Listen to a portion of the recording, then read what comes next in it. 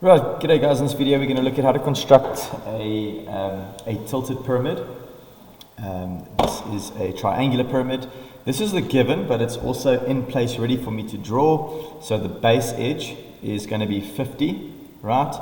And the total height of the pyramid is going to be 60.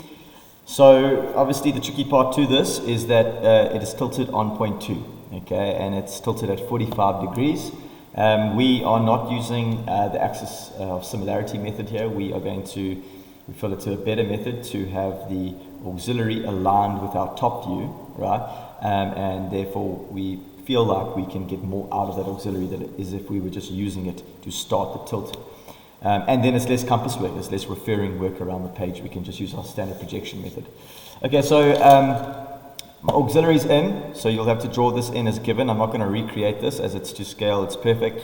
And then the front view is done, it's in a position. So what we're going to do here is develop the top view, and what I'm going to do is use some color to denote little points. So I'm going to use 2, which is the one pinned to the ground line or margin there. I'm going to use 1 as green, so red for 2, and then I'll use yellow for 3.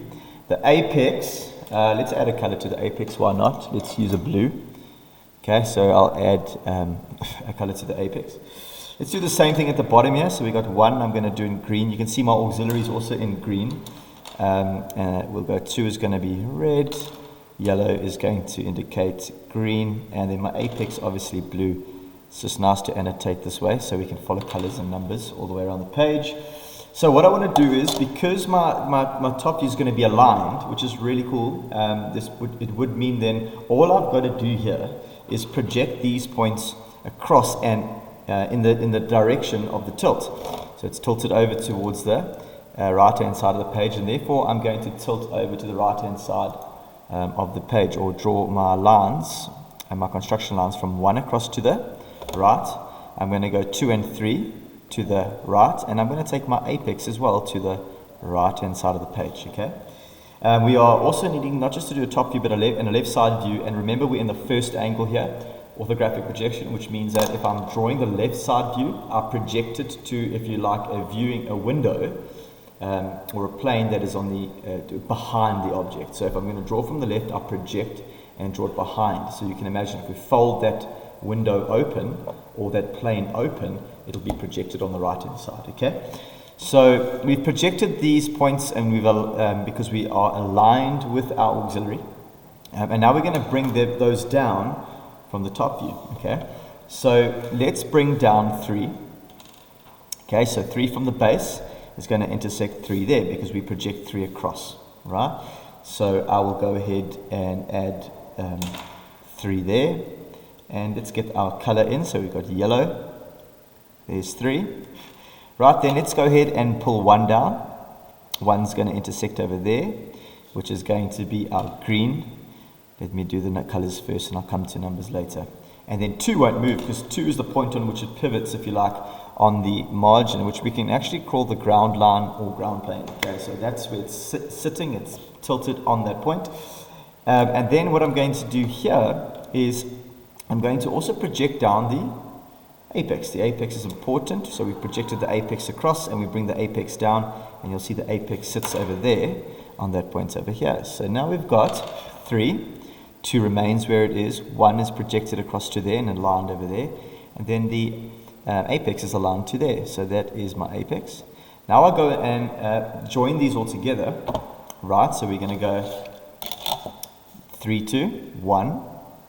Right, and I'm going to now start drawing this in outline. So we're going to go 3, 2, 1. Right. Then we are going to go 3, 2, 2. Right, that'll sit parallel to the axis. Right. Now we've got to be careful. We've got to think of what we would see and what we wouldn't see according to our own conceptualization. If we were looking at this from the top, right, 3 to 2 would be one face, right? And that would be a line, so we wouldn't really see that face unless we came around the side over here. We wouldn't see that face unless we were in the front view. So from the top you can see it'll look like one edge. Right, then we're going to project here. 3 needs to be projected to the apex. And would we see 3 to the apex? Yes, we would. So let's go 3 to the apex. 1 needs to be projected to the apex. Would we see 1 to the apex? Yes, we would. 2 needs to be projected to the apex, and you can see there's no information covering 2 to the apex, so we can trust that as a nice outline.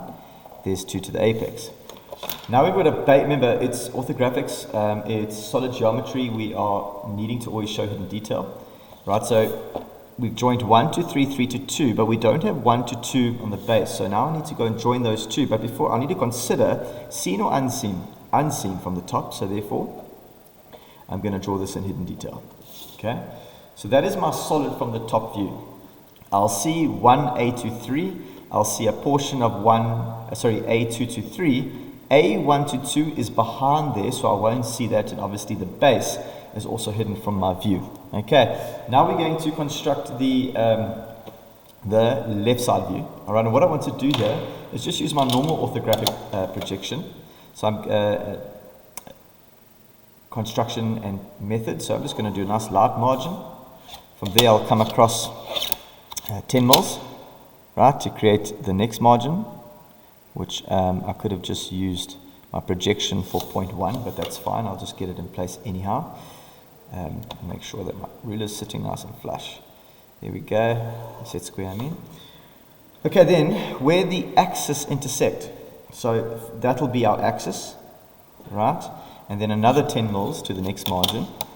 Sorry, that wasn't the margin, that was the axis. So there, another margin. You can see that it's slightly different to those of you who are using axis of similarity. But I like to set it up like this because I think it's just a little bit easier. All right, now we're going to use our 45 here to deflect our perpendiculars. Okay, so if I extend these points, now we want to keep extending these points to the 45, 2 and 3, the apex and 1. So let's go color those in. Right, there's 1 there, meets nicely on the margin, so we know we're nice and accurate. We got 2 there as well as 3, okay, just to get colors in there, and then we've got our blue, which is our apex. Okay, I'll go ahead and annotate that again to be absolutely precise. 1, apex, 2, and 3. Okay, then what we want to do is we want to send all of this up. So I'm going to go, 1 is along the margin, so I don't need to send that up. I'm going to send up A, and then I'm also going to send up 2 and 3 where they intersect there. Okay. So now we've got the projections for each. So we're going to go 1, we've got A, and we've got 2 and 3. Just to keep us honest, make sure that I'm just annotating like this so that for you guys, you can, the visual is just visual as much as possible, so that you can't defer onto other lines. Right, for accuracy's sake. So let's start with the apex. We'll work our way down. You can work from the bottom if you want. So we're going to go with A. We're going to bring A across to intersect the apex line. So there's A. Your apex is going to be there. Okay. Then 3 at the base is going to be along that height. So remember, we're pulling heights across here. Here we pull depths across from the axis. Now we're pulling our heights across. So that's going to be 3 over there. Right. Then we're going to bring 1 across. 1 intersects over there. Right. And then we're going to bring 2 across. And there's our line for 2, and we know it's pinned onto that ground line over there. So that's going to be 2. So we've got 1, 2, 3 in A. Right? We know that we're going to see, if we're looking at this from the left-hand side, right? We know we're going to see the base at the bottom. So immediately what I can go and do here, all right, is go and join 1, 3, and 2 up as the base in nice solid, an outline. So 1, 3. Sorry, I went off a bit there. Could be neater than I am and a bit more accurate. Sorry.